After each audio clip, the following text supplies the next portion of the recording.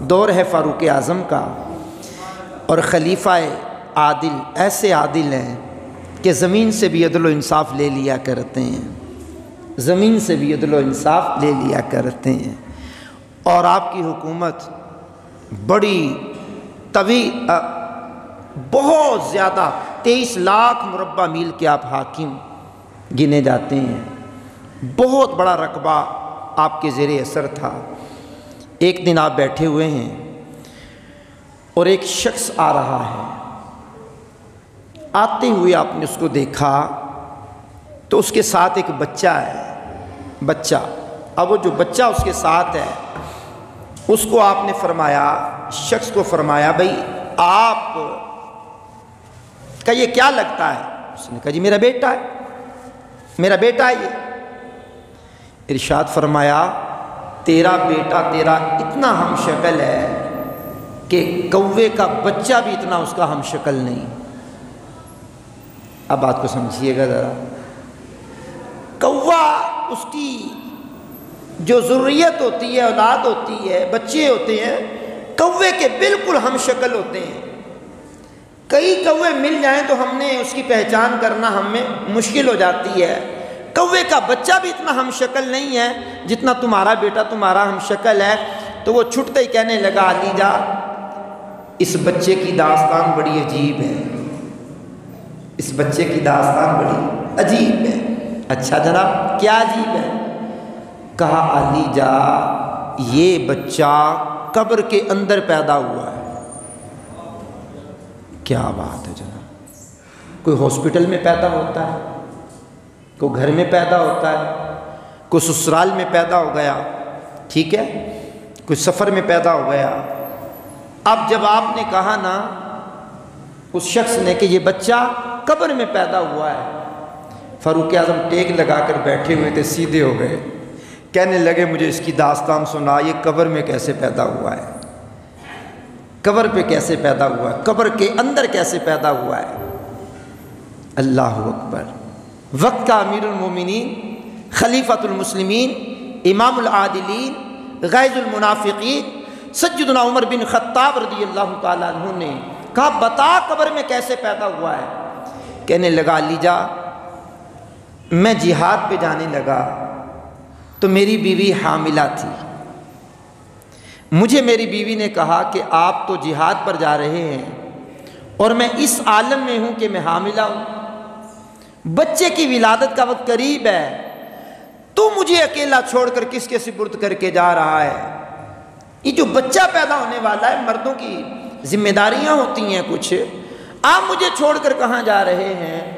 تو کہنے لگا علی جا میں نے ایک جملہ اس وقت اس کو کہا، میرا دل کرتا ہے مرکزی جامع مسجد گلاب کے اندر رہ کر مجھ ناچیز قاری محمد رمضان قادری اتاری کو سننے والے لوگوں، میں وہ جملہ آپ کو پڑھ کر کے سناؤں جو جملہ اس شخص نے کہا، اور کمال کا جملہ کہا اس شخص نے، کمال کا جملہ کہا۔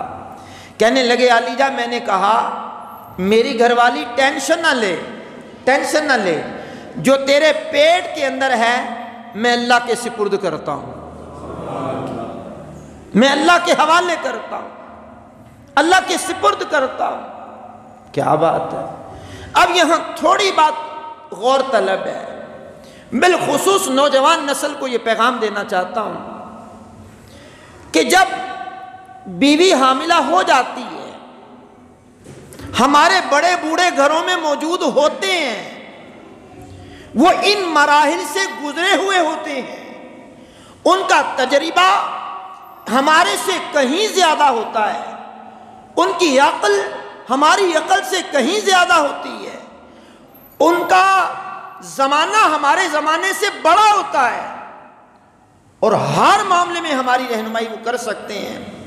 ہمارے یہاں کہا جاتا ہے ابا جی آپ کا دور اور تھا، امی جی آپ کا دور اور تھا، یہ جدید دور ہے۔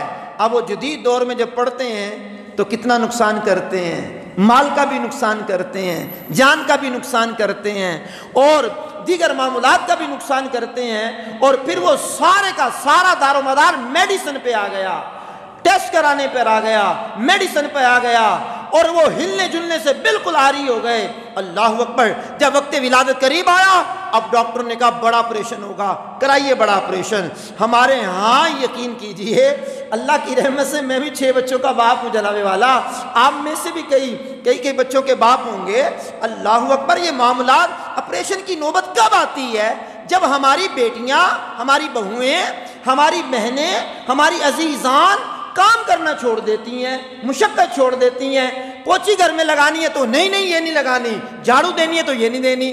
اللہ اکبر، اب بھائی جان جب کھلاؤ گے، پلاؤ گے، بستر پر بٹھاؤ گے تو اب اس کے اعضاء تو شل ہو جائیں گے نا، اب اس کی نوبت تو آپریشن تک آ جائے گی نا۔ اب آپریشن کرانے کے اگر پیسے نہ ہوئے، ادھار اٹھاؤ گے، ادھار اٹھا کر قرضہ چڑھاؤ گے۔ جب روٹین میں معاملہ نہیں چل رہا تو قرضہ کہاں سے اترے گا؟ اب وہ سہولت کے پیش نظر کتنی بیماریاں مول لے لیتے ہیں۔ اگر اسی عالم میں کہا ہوتا یار تیرے پیٹ میں جو ہے میں اللہ کے حوالے کرتا ہوں، علاج کرو، اس کا انکاری نہیں ہوں، میڈیسن لے کے دو، اس کا انکاری نہیں ہوں، ڈرپیں لگاؤ، اس کا انکاری نہیں ہوں، ٹیسٹ کرواؤ لیڈی ڈاکٹر سے، اس کا انکاری نہیں ہوں جناب، یہ اسباب کے ہم قائل ہیں۔ لیکن لقمان حکیم نے کیا کہا؟ ہم کمزور تو ہمارے اسباب بھی کمزور، وہ طاقتور ہے، اس کی کرم نوازیاں بھی طاقتور ہیں۔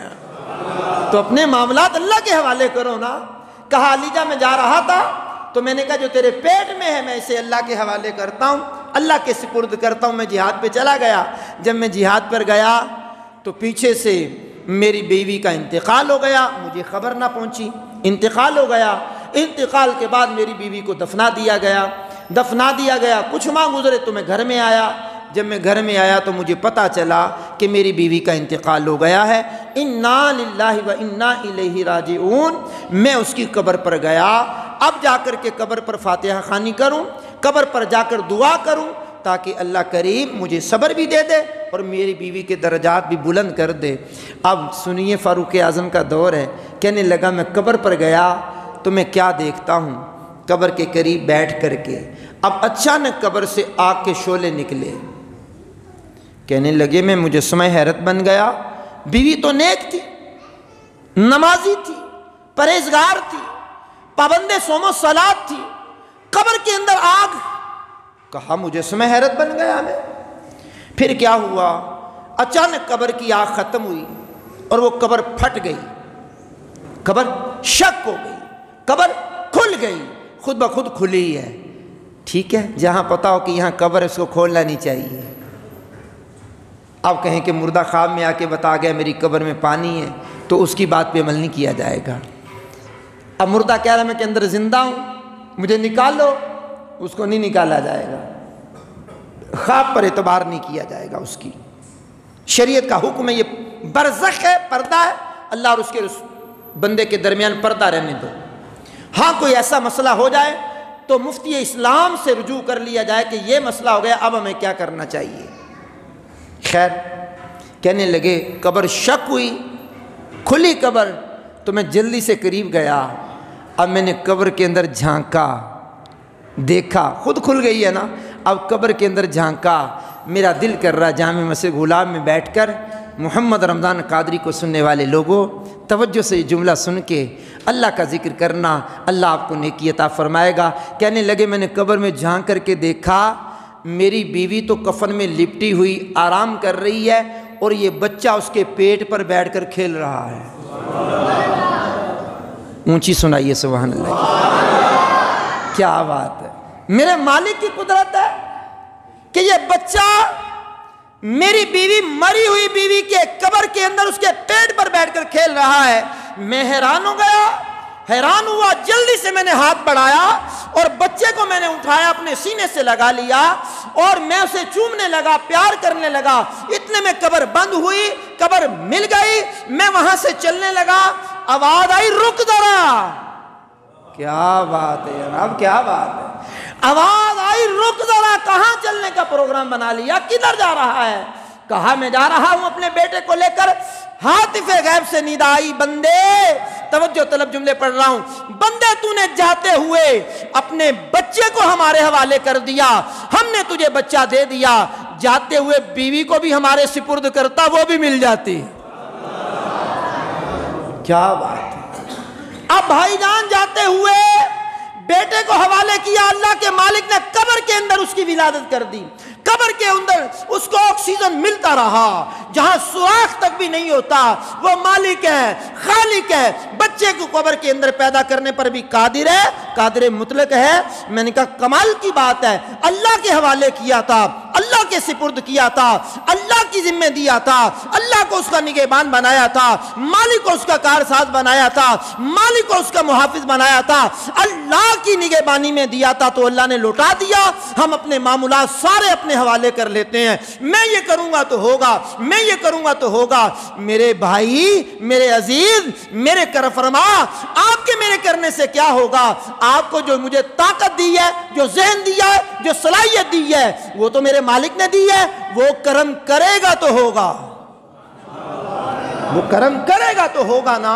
اللہ اکبر۔ اگر وہ کرم نہ فرمائے، ہماری طاقت کو سلب کر لے، تو ہم کیا کر سکتے ہیں؟ ہم آتے ہیں نا، موٹر سائیکل کو لاک لگاتے ہیں، ہماری ذمہ داری ہے۔ یہ لاک گاڑی کو بچانے والا نہیں ہے۔ چوروں کے آگے تالے کیا ہوتے ہیں؟ چور تو بینکیں لوٹ لیتے ہیں، چور تو جناب والا مارکیٹوں کی مارکیٹیں لوٹ لیتے ہیں، چلتی ہوئی گاڑیاں لوٹ لیتے ہیں، چلتی ہوئی گاڑی سے بندے کو گن پوائنٹ پر رکھ کر کے گاڑی لے جاتے ہیں۔ تو یہ کیا ہے؟ یہ لاک لگانا یہ ہمارا سبب ہے۔ ہم کمزور ہیں اور ہمارا سبب بھی کمزور ہے، لیکن جب لاک لگایا، ساتھ ہی کہہ دیا مالک یہ تالا اس کو بچا نہیں سکتا، بچانے والی تیری ذات ہے، بچانے والی تیری ذات ہے۔ کاروبار شروع کیا، اپنا ذہن ہے، اپنی سوچ ہے، لیکن کہا مالک کاروبار تو شروع کر رہا ہوں، برکت میرے ذمہ نہیں ہے، برکت تو نے دینی ہے، کامیابی تو نے دینی ہے، اس معاملے کو میں تیرے حوالے کرتا ہوں۔ اب وہ اللہ کے حوالے کر کے کام تو کرنا شروع کرو، پھر دیکھو مالک کتنی کرم نوازیاں فرماتا ہے۔ وَمَن يَتَوَكَّلْ عَلَى اللَّهِ فَهُوَ حَسْبُهُ، فرمایا جو اللہ پر توکل کرے، اللہ اس کے لیے کافی ہے، اللہ اس کے لیے کافی ہے۔ تو بندے، تو نے لوگوں پہ اعتماد تو کیا، لیکن رب پہ اعتماد نہیں کیا۔ تو نے رزق کے لیے لوگوں کی ٹیسیاں تو کی ہیں، اللہ کی عبادت نہیں کی۔ تو نے دکان پر بیٹھ کر ظہر کو ضائع کر دیا کہ روزی کمانا بھی عبادت ہے، لیکن تو نماز کی طرف آ کر اللہ پر بھروسہ نہیں کیا۔ تو نے کہا میں چھوڑ کر چلا جاؤں گا تو گاہک دوسرے دکاندار کے پاس چلا جائے گا، تجھے گاہک پر بھروسہ تھا، تیرے اللہ پر بھروسہ نہیں تھا۔ تیرے مالک نے تجھے رزق دیا، تیرے مالک نے تجھے روزی دی، تیرے مالک نے تجھے نوازا، تجھے کاروبار دے دیا، تجھے ملازمین دے دیے، خدام دے دیے، پھر بھی تو اعتماد اپنے اوپر کرتا رہا، اس دینے والے پہ اعتماد نہیں کیا۔ تو اپنے معاملات کبھی اس مالک کے سامنے پیش کر کے تو دیکھو۔